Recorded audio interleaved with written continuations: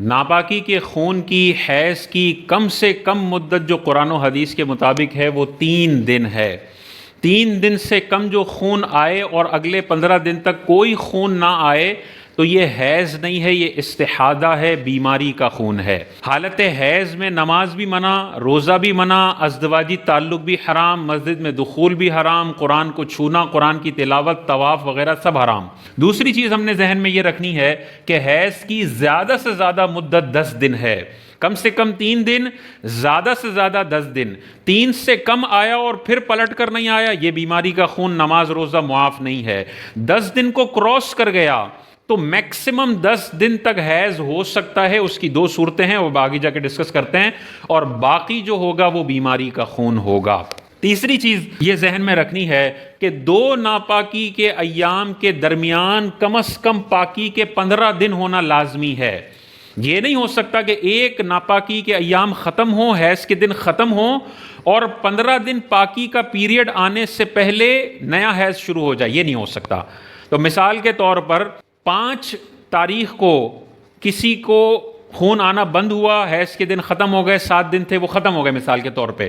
اور نیا خون آنا شروع ہو گیا 12 دن کے بعد، تو ہم کہیں گے یہ جو 12ویں دن خون آیا ہے یہ حیض نہیں ہے، یہ بیماری کا خون ہے، اس کی وجہ سے نماز روزہ معاف نہیں ہے، نماز روزہ جاری رکھنا ہے۔ اچھا، اب اس کو ہم ذرا تھوڑا سا چارٹ کی صورت میں دیکھتے ہیں۔ مثال کے طور پر یہ ڈے 1 ہے، یہ مثال کے طور پر ڈے 10 ہے، یہ مثال کے طور پر ڈے 15 ہے، یہ مثال کے طور پر ڈے 3 ہے۔ اگر کسی عورت کو 2 دن تک بلیڈنگ ہوئی اور اس کے بعد اگلے 15 دن تک ایک قطرہ بھی خون کا نہیں آیا تو ہم یہ کہیں گے کہ یہ 2 دن جو ہیں وہ استحاضہ ہیں،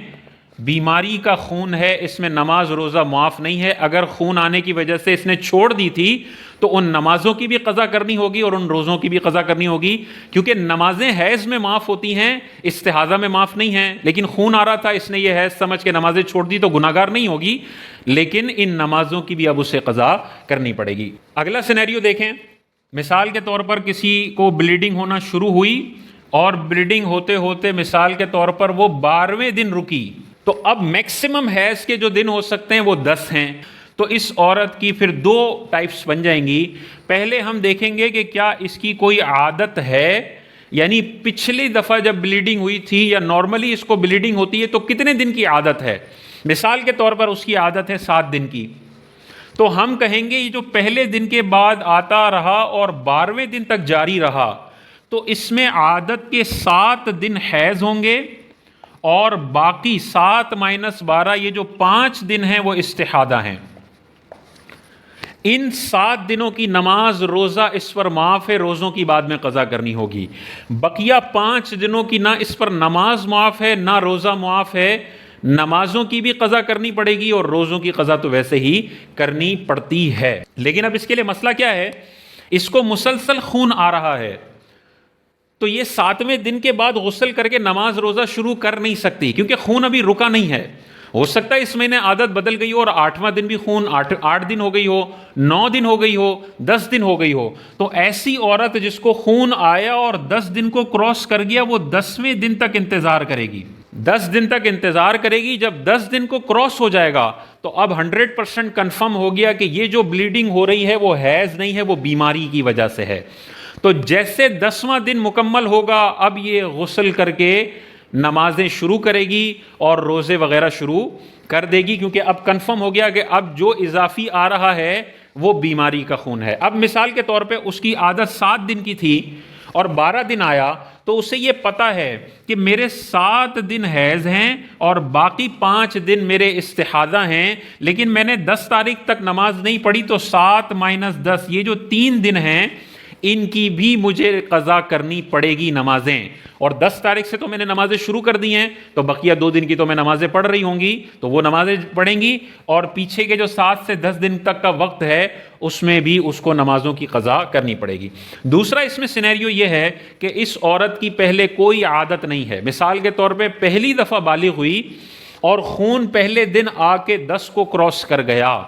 تو اب چونکہ اس کی پہلے کی کوئی عادت نہیں ہے تو حیض کے میکسیمم دن ہم لے لیں گے وہ ہیں 10 دن، اور استحاضہ باقی ہو جائے گا وہ ہے 12 minus 10 is equal to 2 days، یہ 12 دن بن جائے گا۔ 10 دن کی نماز روزہ معاف، روزوں کی قضا کرنی ہے، بقیہ 2 دن میں وہ فوراً غسل کر کے 10واں دن جیسے مکمل ہوگا فوراً غسل کرے گی، چاہے بلیڈنگ ہوتی رہے غسل کرے گی، نماز اور روزہ شروع کر دے گی، اور باقی 10 دن اس کا حیض شمار ہو جائے گا۔ تو 3 صورتیں ہو گئی، 3 دن سے کم خون آیا اور 15ویں دن تک دوبارہ خون نہیں لوٹا تو یہ بیماری کا خون ہے، اس میں نماز بھی معاف نہیں ہے، روزہ بھی معاف نہیں ہے۔ دوسرا یہ سینیریو ہے کہ خون آیا اور 10 کو کراس کر گیا، تو عادت والی کے لیے عادت کے دن حیض ہیں، باقی بیماری کا خون، اور جس کی کوئی سابقہ عادت نہیں ہے، لاسٹ منتھ کی کوئی عادت نہیں ہے، اس کے 10 دن حیض ہوں گے اور اضافی جتنا ہے وہ بیماری کا خون کنسیڈر ہوگا۔ اس میں ایک اور شرعی مسئلہ یہ ذہن میں رکھیے گا کہ مثال کے طور پر یہ پہلا دن ہے، یہ تیسرا دن ہے، یہ 10واں دن ہے اور یہ 15واں دن ہے۔ پہلے دن مثال کے طور پہ 1 قطرہ خون کا آتا ہے، اور اس قطرے سے پہلے 15 دن اس کو پاکی کے مل چکے ہیں، کیونکہ 2 حیضوں کے درمیان پاکی کے 15 دن ہونا ضروری ہے،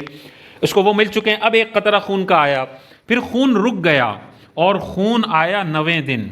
تو یہ پورا ڈے 1 سے لے کے ڈے 9 تک مکمل طور پر یہ حیض میں شمار ہوگا، کیونکہ حیض ہونے کے لیے مسلسل خون کا جاری ہونا یہ کوئی ضروری نہیں ہے۔ پہلے دن جب آیا وہ تاریخ نوٹ کر لیں، اس کے بعد اگر رکا بھی رہا اور 9ویں دن 1 قطرہ بھی آ گیا تو یہ 1 سے لے کر 9 تک مکمل حیض ہوگا، نمازیں بھی معاف ہیں، روزے بھی نہیں رکھنے، بعد میں قضا کرنی ہے، اور ازدواجی تعلق اور دیگر جو پابندیاں ہیں وہ کرنی ہوگی۔ مثال کے طور پر پہلے دن 1 قطرہ آیا، پھر خون بند ہو گیا، اور مثال کے طور پر 14ویں دن 1 قطرہ آ گیا، تو اب وہی والا مسئلہ ہے، یہ وہ خاتون ہے جس کا خون 10 کو کراس کر گیا، تو اب وہی صورت ہے، اگر وہ عادت والی خاتون ہے تو عادت کے دن حیض، باقی بیماری کا خون، اور اگر عادت والی نہیں ہے، پہلی دفعہ کا معاملہ ہے، تو 10 دن حیض، باقی اضافی جو ہے وہ بیماری کا خون ہے۔ اب مثال کے طور پہ اس کو دوبارہ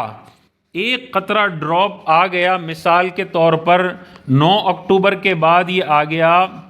21 اکتوبر کو، تو کیا یہ حیض میں شمار ہوگا؟ نہیں ہوگا، کیونکہ لاسٹ پیریڈ اس کا ختم ہوا ہے 9 اکتوبر کو، اور اس کے بعد ابھی پاکی کے 15 دن مکمل نہیں ہوئے تھے کہ نیا خون کا قطرہ آ گیا، تو یہ والا جو خون کا قطرہ ہے یہ بیماری کا خون ہوگا، اس میں وہ نماز روزے نہیں چھوڑ سکتی، چاہے بلیڈنگ زیادہ ہی کیوں نہ ہو جائے، کیونکہ 15 دن کے وقفے سے پہلے اگر خون آ رہا ہے تو وہ یقیناً بیماری کی وجہ سے ہے۔ اللہ تعالیٰ نے جو سسٹم بنایا ہے اس میں 15 دن کا گیپ پاکی کا ہونا ضروری ہے، اس سے پہلے آ رہا ہے تو جسمانی کوئی بیماری یا کمزوری کی وجہ سے آ رہا ہے، اس میں نہ نماز معاف ہے نہ روزہ معاف ہے۔ ہاں وہ وضو کریں گی، خون نکلتا ہے وضو ٹوٹ جائے گا، کپڑوں پہ لگتا ہے کپڑے ناپاک ہو جائیں گے، لیکن اگر انہیں پورے نماز کے وقت میں اتنی مہلت ملتی ہے کہ وہ وضو کر کے نماز پڑھ سکیں تو وہ نماز پڑھیں گی، اور پورے نماز کے وقت میں انہیں اتنی مہلت ہی نہیں ملتی کہ وہ وضو کر کے نماز پڑھ سکیں تو وہ شرعی معذور کی کیٹیگری میں چلی جائیں گی۔ اور شرعی معذور کا حکم یہ ہوتا ہے کہ وہ ایک نماز کے وقت میں مکمل امتحان لینے کے بعد پھر ہر نماز کے لیے تازہ وضو کرے گا،